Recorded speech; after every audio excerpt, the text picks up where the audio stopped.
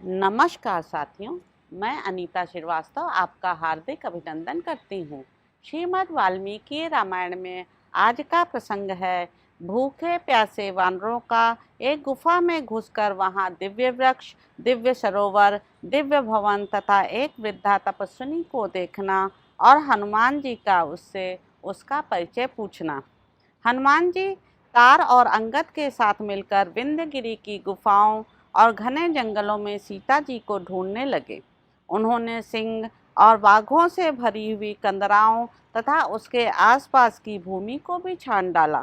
गिरिराज विंध्य पर जो बड़े बड़े झरने और दुर्गम स्थान थे, वहां भी अन्वेषण किया। घूमते फिरते वे तीनों वानर उस पर्वत के नैऋत्य कोण वाले शिखर पर जा पहुँचे। वहीं रहते हुए उनका वह समय जो सुग्रीव ने निश्चित किया था बीत गया।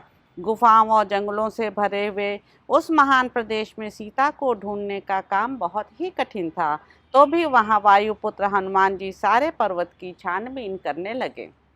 फिर अलग अलग एक दूसरे से थोड़ी ही दूर पर रहकर गज, गवाक्ष, गवय, शरभ, गंधमादन, मैंद, द्विविद, हनुमान, जामवान, युवराज अंगद तथा वनवासी वानर तार, ये दक्षिण दिशा के देशों में जो पर्वतमालाओं से घिरे हुए थे, सीता की खोज करने लगे। खोजते खोजते उन्हें वहाँ एक गुफा दिखाई दी जिसका द्वार बंद नहीं था। उसमें प्रवेश करना बहुत कठिन था। वह गुफा वृक्षबिल नाम से विख्यात थी और एक दानव उसकी रक्षा में रहता था। वानरों को भूख प्यास सता रही थी। वे बहुत थक गए थे और पानी पीना चाहते थे। अतः लता और वृक्षों से आच्छादित विशाल गुफा की ओर वे देखने लगे। इतने में ही उसके भीतर से क्रौंच, हंस, सारस तथा जल से भीगे हुए चक्रवाक पक्षी, जिनके अंग कमलों के पराग से रक्तवर्ण के हो रहे थे, बाहर निकले। तब उस सुगंधित एवं दुर्लंघ्य गुफा के पास जाकर उन सभी श्रेष्ठ वानरों का मन आश्चर्य से चकित हो उठा। उस बिल के अंदर उन्हें जल होने का संदेह हुआ। वे महाबली और तेजस्वी वानर बड़े हर्ष में भरकर उस गुफा के पास आए, जो नाना प्रकार के जंतुओं से भरी हुई तथा दैत्य राजों के निवास स्थान पाताल के समान भयंकर प्रतीत होती थी। वह इतनी भयानक थी कि उसकी ओर देखना कठिन जान पड़ता था। उसके भीतर घुसना सर्वथा कष्ट साध्य था। उस समय पर्वत शिखर के समान प्रतीत होने वाले पवन पुत्र हनुमान जी, जो दुर्गम वन के ज्ञाता थे, उन घोर वानरों से बोले, बंधुओं, दक्षिण दिशा के देश प्रायः पर्वतमालाओं से घिरे हुए हैं।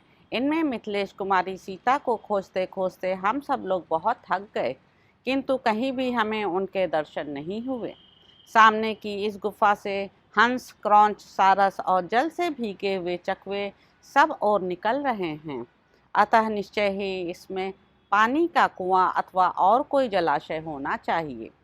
तभी इस गुफा के द्वारवर्ती वृक्ष हरे भरे हैं।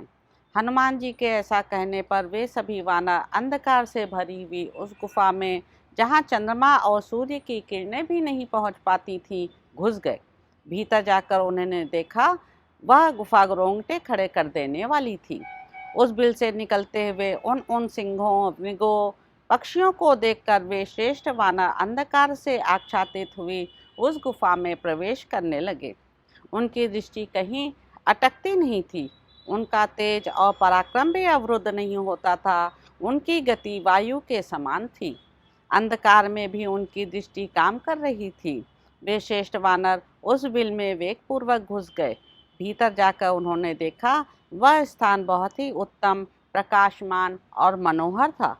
नाना प्रकार के वृक्षों से भरी हुई उस भयंकर गुफा में वे एक योजन तक एक दूसरे को पकड़े हुए गए।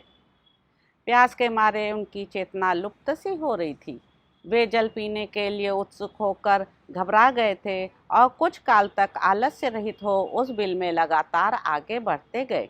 वे वानर वीर जब दुर्बल, खिन्न वदन और शांत होकर जीवन से निराश हो गए, तब उन्हें वहाँ प्रकाश दिखाई दिया।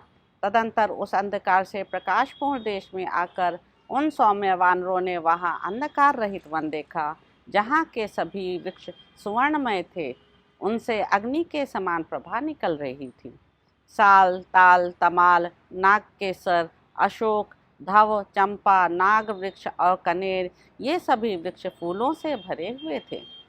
विचित्र सुवर्णमय गुच्छे और लाल लाल पल्लव मानो उन वृक्षों के मुकुट थे। उनमें लताएं लिपटी हुई थीं तथा वे अपने फलस्वरूप सुवर्णमय आभूषणों से विभूषित थे। वे देखने में प्रातःकालिक सूर्य के समान जान पड़ते थे। उनके नीचे वैदूर्य मणि की वेदी बनी थी। वे सुवर्णमय वृक्ष अपने दीप्तिमान स्वरूप से ही प्रकाशित हो रहे थे। वहाँ नील वैदूर्य मणि की सी कांति वाली पद्मलताएं दिखाई देती थीं, जो पक्षियों से आवृत थीं। कई ऐसे सरोवर भी देखने में आए जो बाल सूर्य की सी आभा वाले विशाल कांचन वृक्षों से घिरे हुए थे। उनके भीतर सुनहरे रंग के बड़े बड़े मत्स्य शोभा पाते थे। वे सरोवर सुवर्णमय कमलों से सुशोभित तथा स्वच्छ जल से भरे हुए थे। वानरों ने वहाँ सब और सोने चांदी के बने हुए बहुत से श्रेष्ठ भवन देखे, जिनकी खिड़कियाँ मोती की जालियों से ढकी थीं। उन भवनों में सोने के जंगले लगे हुए थे। सोने चांदी के ही विमान भी थे। कोई घर सोने के बने थे तो कोई चांदी के। कितने ही गृह पार्थिव वस्तुओं से निर्मित हुए थे। उनमें वैदूर्य मणियाँ भी जड़ी गई थीं। वहाँ के वृक्षों में फूल और फल लगे थे। वे वृक्ष मूंगे और मणियों के समान चमकीले थे। उन पर सुनहरे रंग के भौरे मंडरा रहे थे। वहाँ के घरों में सब और मधु संचित थे। मणि और सुवर्ण से जटित विचित्र पलंग तथा आसन सब और सजा कर रखे गए थे, जो अनेक प्रकार के और विशाल थे। वानरों ने उन्हें भी देखा।